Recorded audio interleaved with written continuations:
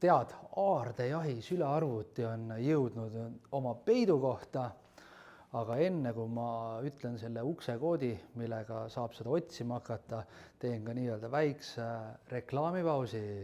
Selline sülearvuti, see on Lenovo ThinkPad T15 generatsioon 2 ja see on hetkel kindlasti Eesti parima hinnaga selline 15-tolline sülearvuti.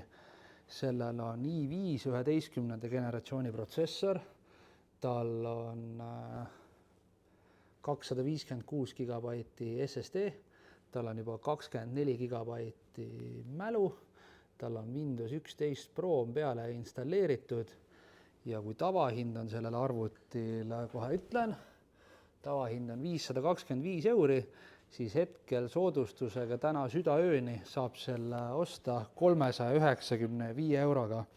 Ja just võrdlesin ja see peaks olema Eesti kõige soodsam hind.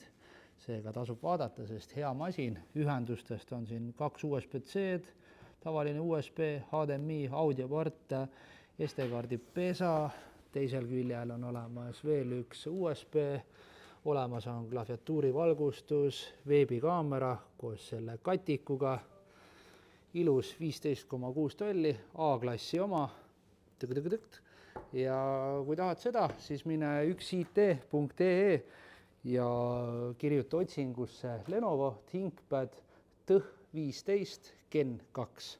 Ja nüüd siis salajane uksekood ja selle annan matemaatilise valemina. Head otsimist!